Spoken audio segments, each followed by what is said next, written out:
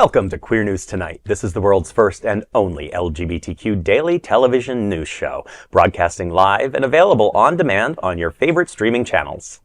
We are proud to announce that YouTube has recognized Queer News Tonight, certified by analytics company VetIQ, as the world's most popular LGBTQ streaming news show. Our queer stories have reached more than 10 million views. We are proud that Queer News Tonight has more YouTube subscribers than any other LGBTQ brand in Florida. We thank you for watching and supporting our voice in the LGBT community. There is no other news program in the LGBTQ world like Queer News Tonight. Queer News Tonight has reported on nearly 10,000 stories in our 5-year history, but the difficulties of our LGBTQ world have even affected us. We break news tonight that this will be the final broadcast of Queer News Tonight, and if you believe that, you don't know, that it is April 1st, 2025. So happy April Fool's Day. We are live and literally out of the closet and into the headlines. You can count on us to continue to document the story of the LGBTQ community. You didn't believe me on that, did you? Nah. I didn't think so.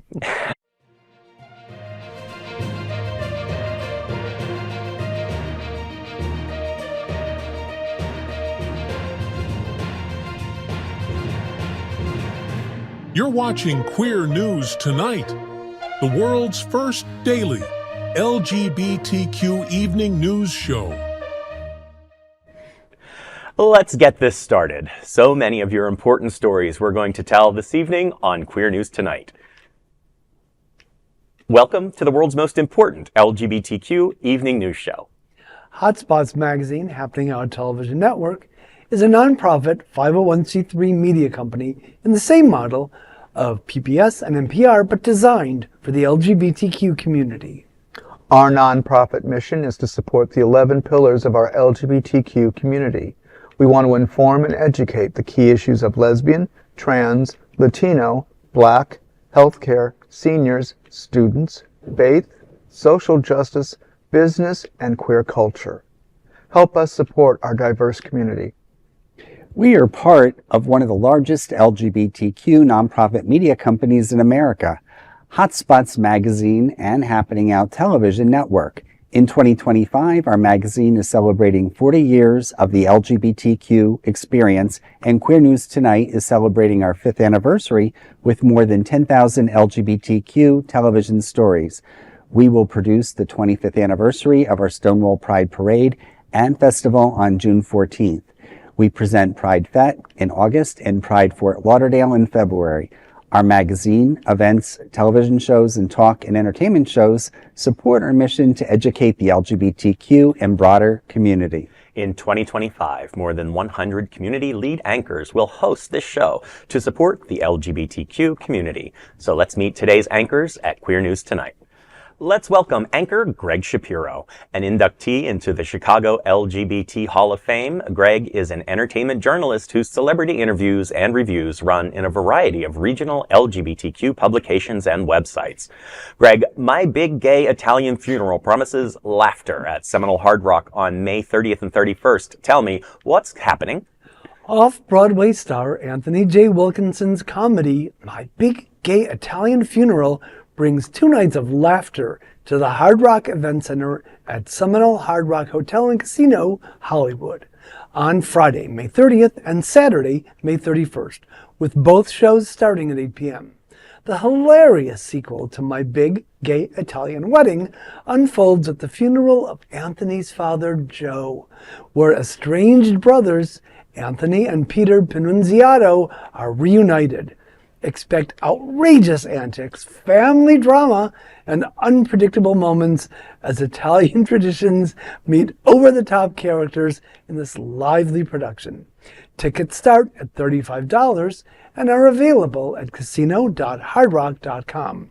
Wilkinson's acclaimed play has entertained audiences in more than 30 U.S. cities and internationally. And in especially great news for the South Florida LGBTQ community, a portion of every ticket is donated to Hotspots Happening Out Stonewall Pride. Seminole Hard Rock is a significant sponsor of our Stonewall Pride coming June 14th.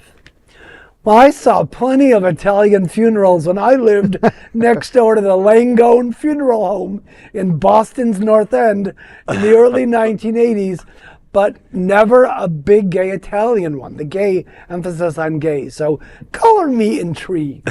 Well, I like the idea that immediately after the funeral is, or immediately after the wedding is the funeral. Right. Yes. Right? That's the next, obviously the next move. Right. I had the opportunity before coming down here over 5 years ago to see his play in New Jersey for my big Italian wedding. So it was great seeing it, and that it still has life and still going strong with the sequel with the funeral. And certainly I know how dramatic weddings and funerals can be. I'm married to an Italian, previously married to an Italian, so it should be exciting. Well, and of course, proceeds coming to the Stonewall Pride. That's a great thing to do.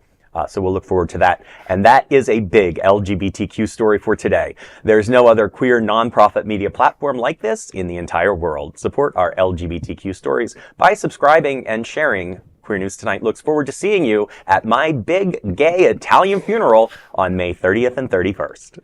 Next, let's welcome anchor Larry Farver.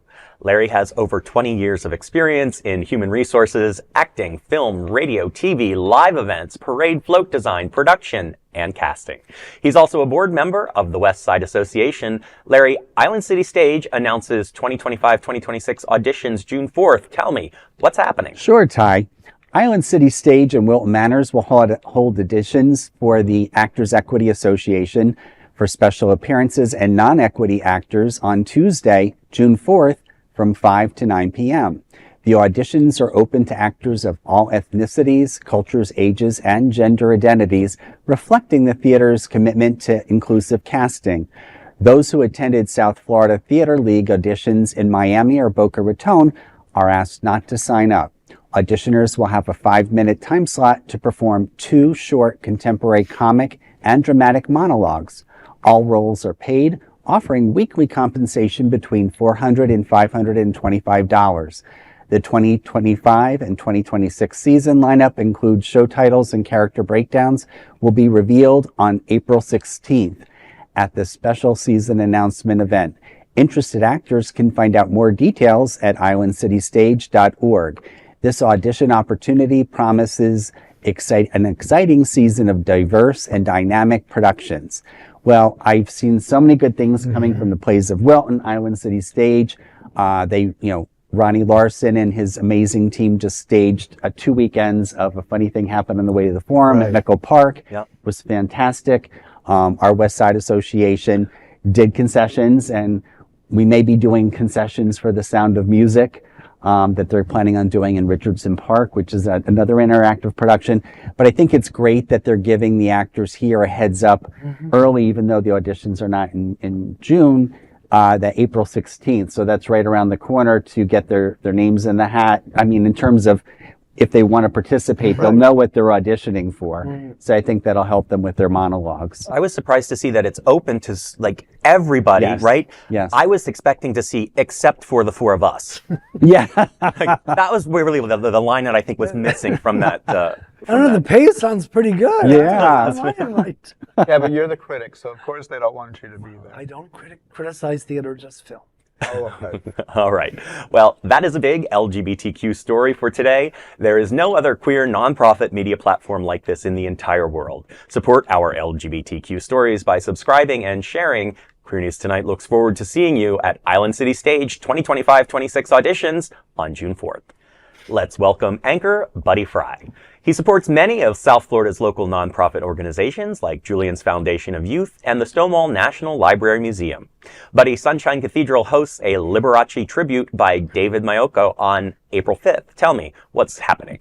Well, David Maiocco will captivate all of the audiences on April 5th at 8 p.m. at the Sunshine Cathedral Center for the Performing Arts in Fort Lauderdale, right here. In its 16th season, the center continues to celebrate arts and artists, particularly those from the LGBTQ community. Maiocco, a virtuoso pianist, honors his idol Liberace with an impeccable tribute, complete with dazzling costumes, authentic musical arrangements, and meticulous makeup. Tickets are priced at $25, and more details are available at sunshinecathedral.org. This show promises a night of nostalgia, glamour, and musical brilliance for the fans of the legendary Liberace. I'm a little surprised. Liberace is from a generation that I think is a little past. But it's exciting because he was in his moment, he was very obviously gay.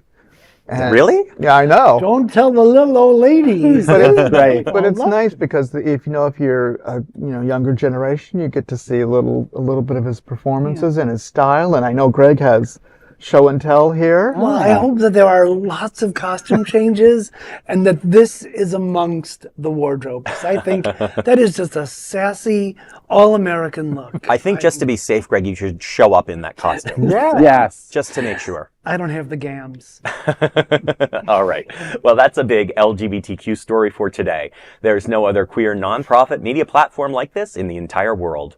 Support our LGBTQ stories by subscribing and sharing.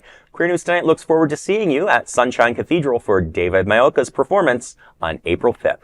And of course, let's welcome tonight's lead anchor, Dr. Tai Houser. He is a professor of English and Humanities at Broward College and Florida Atlantic University. Tai, Rainbow 5K returns to Charnow Park this Sunday, April 6th. Tell us what's happening. Sure. Well, the Pride Center at Equality Park is hosting the vibrant Rainbow 5K this Sunday, April 6th at Charnow Park. The family-friendly event kicks off at 7:30 a.m., celebrating community and pride. Finishers will receive medals, race t-shirts, and chip timing to track their performance. Children aged 12 and under can participate for free, making it a fun day for the whole family.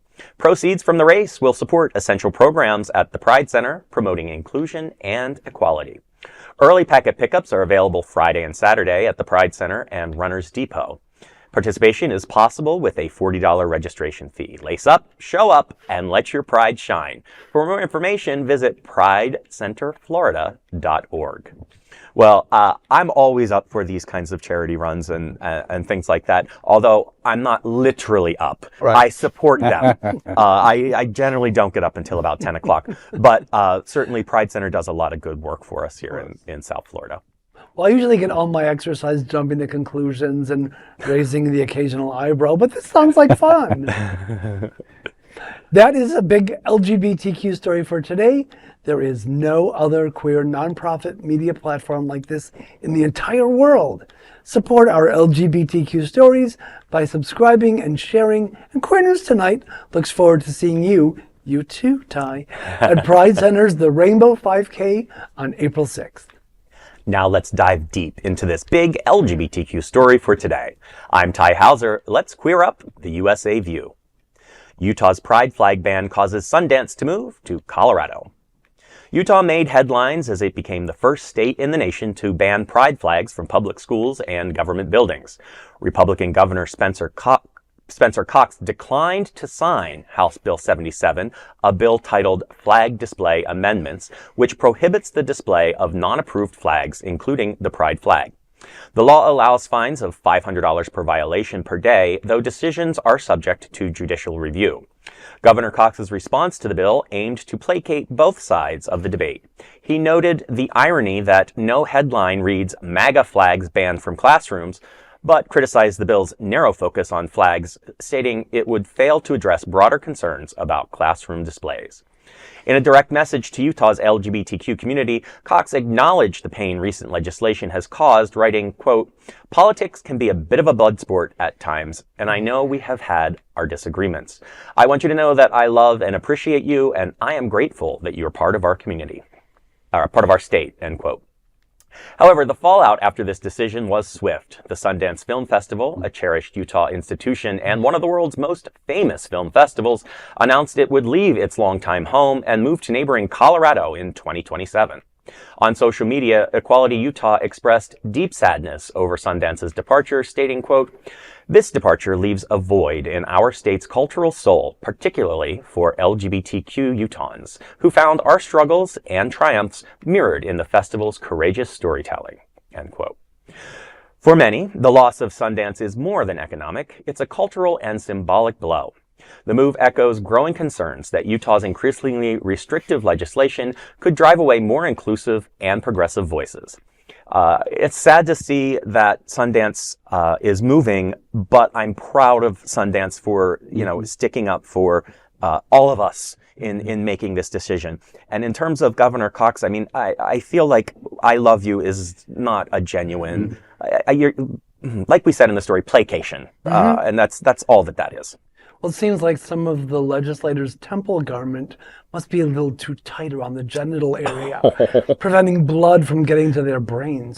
But kudos to Sundance for relocating to Colorado, Utah's hipper and more progressive neighbor to the east. Now, well, for now, let's just remember how Republican Colorado is. Yes, but things have changed there, so let's hopefully they will stay changed. And I think it's important to continue looking at ways that we as a community have allies in the arts, Sundance in particular here, and that, we need to use the arts or whatever vehicles we have to empower us. So if that means moving something to another state, we're not giving up on it. But it's Sundance. It's not necessarily an LGBT organization, but many LGBT creators and people behind the scenes. So I think it's amazing.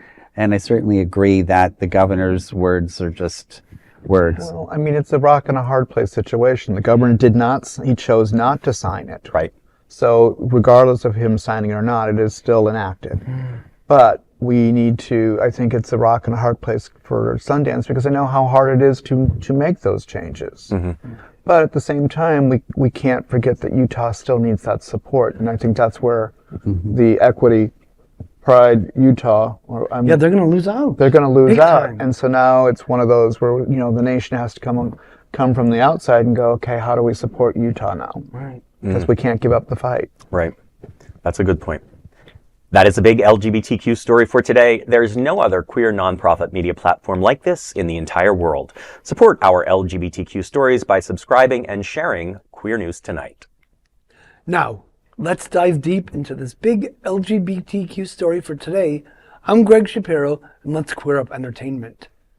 Patti LuPone's Drag Race Homage steals the show at GLAAD Awards. Broadway icon and queer ally Patti LuPone made a dazzling appearance at the 36th annual GLAAD Media Awards, turning the ceremony into a love letter to queer culture. The three-time Tony Award winner attended the event alongside her Agatha All-Along co-stars Joe Locke, Sashir Zamata, and series showrunner Jack Schaefer. The Marvel spin-off series won Outstanding New Series, a testament to its powerful portrayal of LGBTQ themes. But it was LuPone's unexpected homage to RuPaul's Drag Race that stole the spotlight. During her speech, she quoted feminist icon Angela Davis, declaring, quote, "I can no longer accept the things I cannot change. I am changing the things I cannot accept," end quote. She followed it up with a nod to Harvey Milk, saying, quote, "Coming out is the most political thing you can do," end quote. Then, in classic LuPone fashion, she launched into a string of Drag Race catchphrases that brought the house down. She passionately trilled, quote, "You're perfect, you're beautiful, you look like Linda Evangelista," end quote, an iconic line from Asia's Untucked Showdown. Social media lit up after this event. Asia posted on Instagram, quote, "OMG, I'm gagging, you're a model," end quote. Bianca Del Rio and Latrice Royale also reshared the video celebrating LuPone's impeccable delivery. The ceremony honored more queer excellence, with RuPaul's Drag Race winning Outstanding Reality Series Competition, 911 Lone Star nabbing Outstanding Drama Series, and Heartstopper earning Outstanding Kids and Family Programming or Film Live Action. Queer rapper Doechii was named Outstanding Music Artist, following in the footsteps of last year's winner, Renee Rapp. I don't know about y'all, but I have accepted Patti LuPone as my personal savior. I still get teary-eyed when I think about her 5-episode run on the second season of Pose. Yeah. She is the very definition of a goddess. I agree. I'm going to challenge us all here a little bit though on this. I love Patti and I love everything she did there. We just did a story about Sundance moving to Colorado, and Larry, you actually made the point. It's nice that we have entertainers sticking up for us, and in a way, this is Patti sticking up for us, Yes, right? I mean, absolutely. obviously, it's the GLAAD Awards, and she's clearly an ally. But everything that's going on and with the Kennedy Center, how they're all shutting down there. Is this just giving fodder to the right to come after us more? It's it would be too easy to give them fodder. It doesn't take anything but opening a door at a theater anymore to give them, the ammunition they want, because they can twist and turn and lie. I think what it is it's reminding them that when they fight the gay community, it's more than just LGBTQ. But we have our allies. There are family, Absolutely. there are parents, there are friends, there are, the list goes on. And Patti, I mean this in the most loving way, Patti. You have a big bleeping mouth. You have a lot of attitude and a big bleeping mouth. And I love that because you get away with more than what we can sometimes. And that helps. But is that just the Hollywood elite or the Broadway elite? I don't want to say it's the elite because it goes deeper than that. But in this moment when we have so little supporting us in such a public way, I'm going to take it wherever I want to applaud and stand up and be grateful and scream bravo wherever I can. Yeah, and I think you look at her being a trailblazer in what she's doing, and that the up and coming stars of tomorrow will hopefully, whether they're an ally or part of our community, will repeat that. They might be 5 years old or 20 years old, and someday they may be in the same seat, and that'll continue the positive energy for our And she community. gives them strength. Yes. She shows them how it's done, and she shows them that sometimes you have to upset and ruffle the feathers. Absolutely. And you have to cuss at people, and you have to tell them to fuck off. And you have to get that television audience to pay attention. We all know, the Kardashians showed us how reality TV works sometimes. And sometimes you have to use it to your best advantage. And Patti knows how to do that. If I had my druthers, I would take every 5-year-old in America and sit them down in front of Patti LuPone. for sure. That is a big LGBTQ story for today. There's no other queer nonprofit media platform like this in the entire world. Support our LGBTQ stories by subscribing and sharing Queer News Tonight.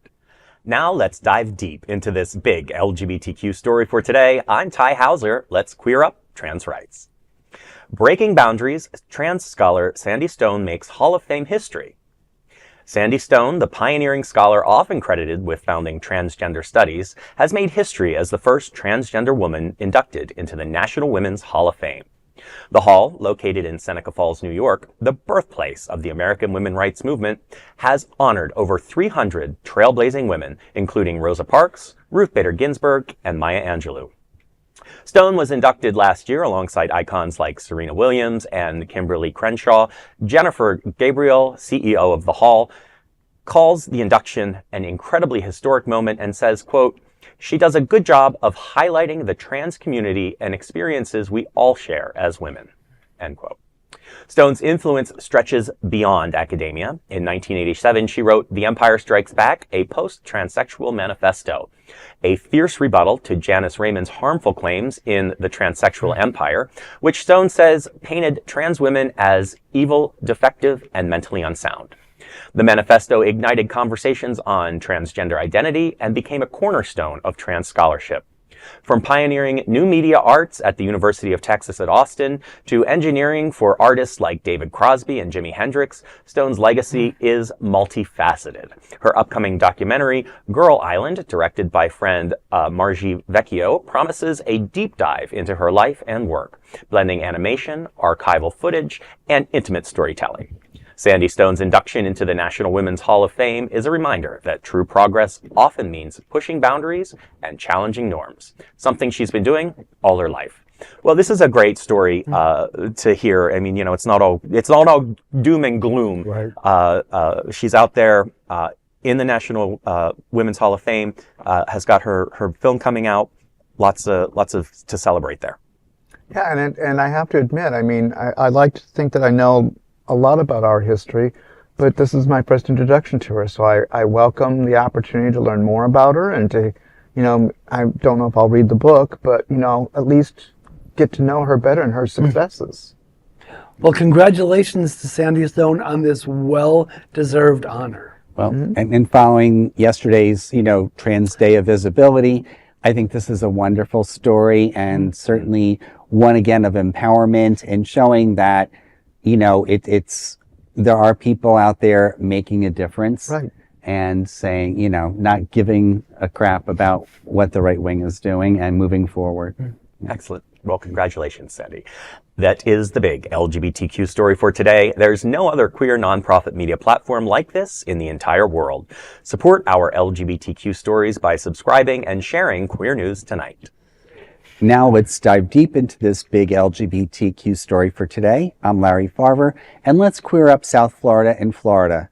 Florida revives Don't Say Gay or Trans at Work bill. For the LGBT community in Florida, we are experiencing what activists call, quote, the most dangerous 30 days of the year, end quote. They are referring to the Florida legislative session.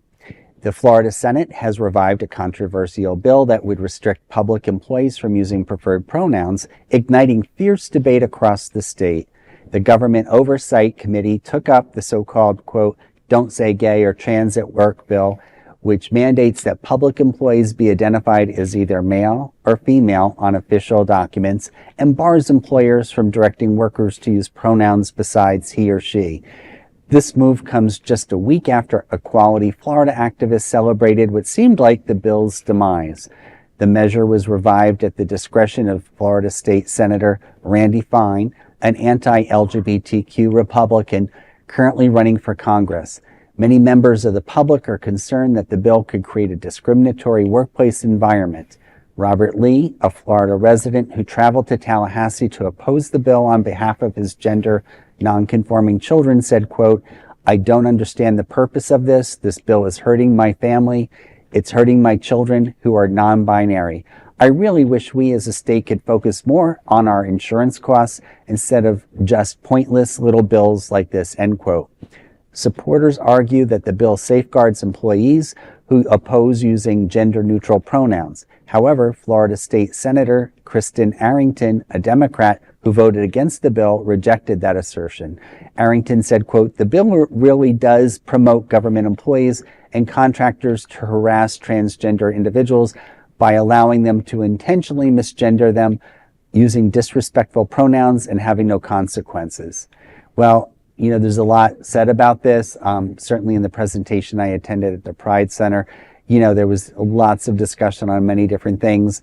I know Mary It's Mary released a social media presentation, and it's scary to think that there are people who legitimize this type of discrimination, bullying, and these are adults. These are people who set, our elected officials being paid by our taxes, and they're pulling these kinds of stunts, and it's just it's really unacceptable.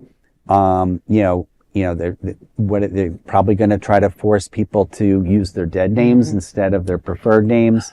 I know I've heard some banter in the trans community that I'm allies with about people rushing to get official documents processed right now, such as passports and driver's license.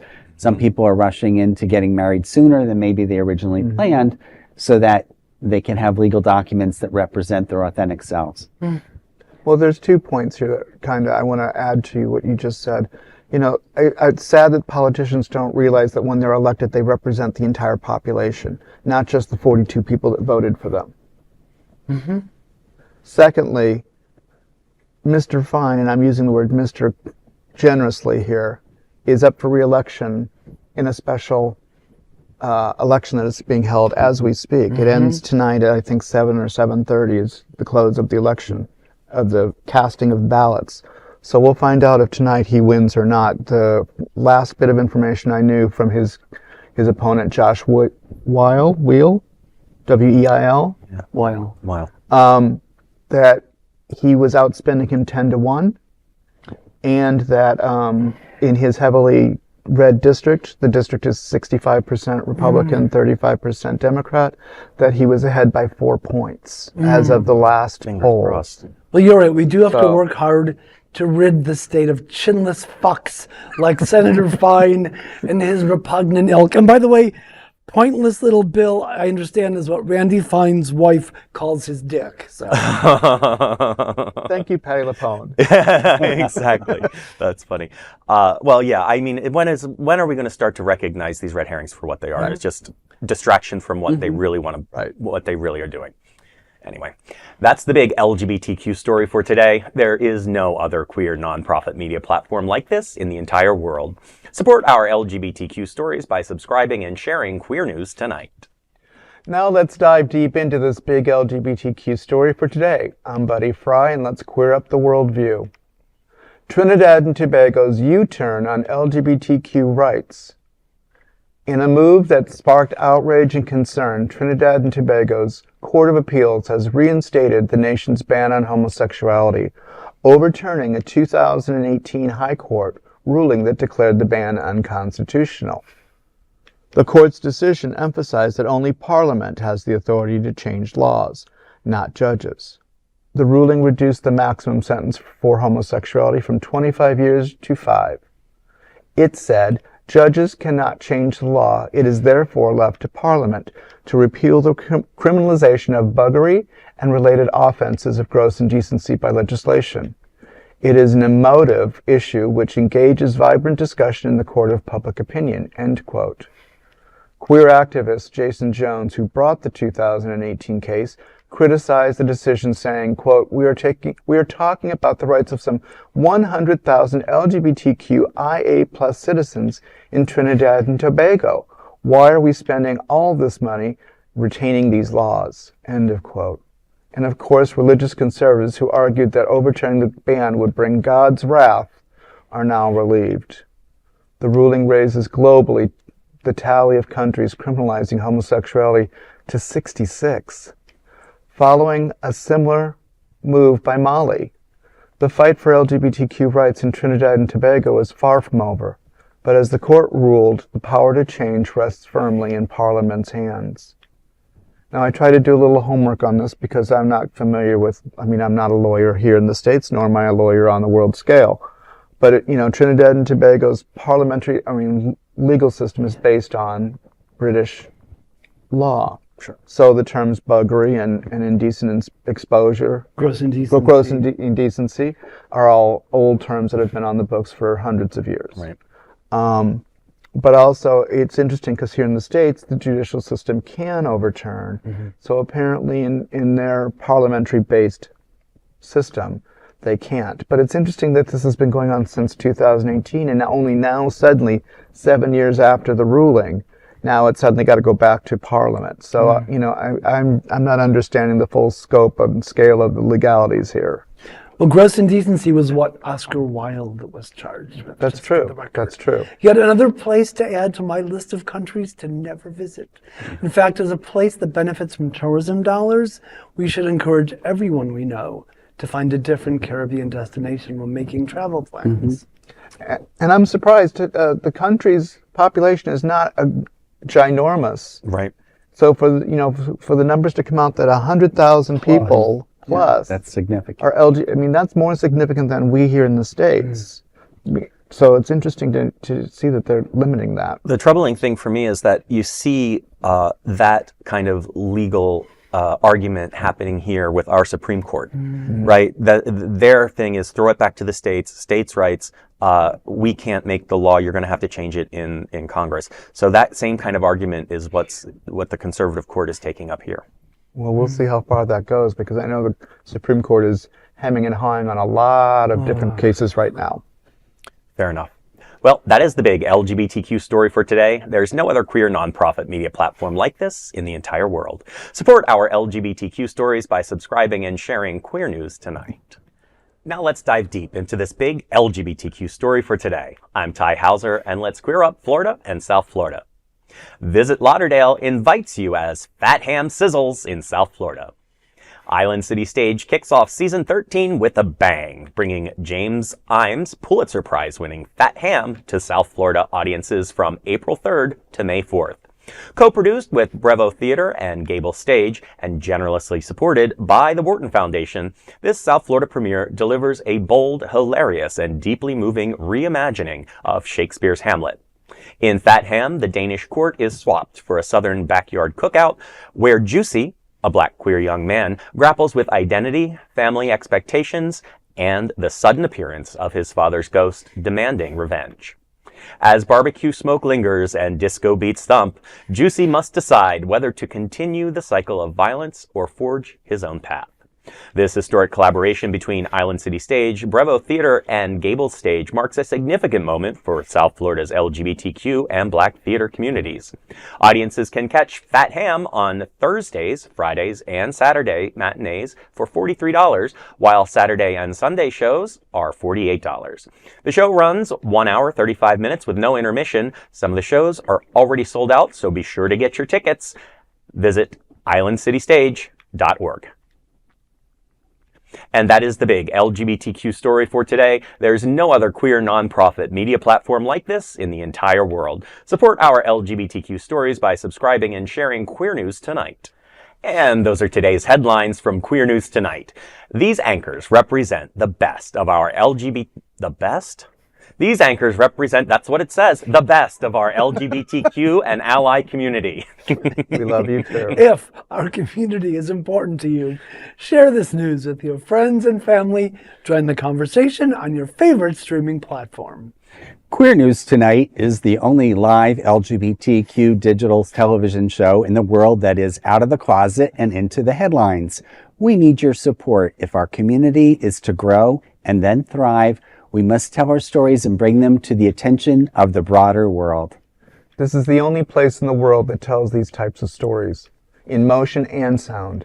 That is the passion of Hotspots Magazine, Happening Out Television Network, and Queer News Tonight.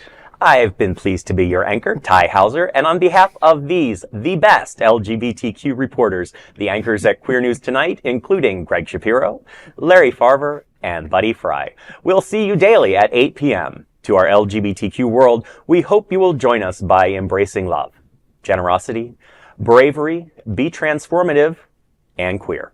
Good night. Good night. Good night.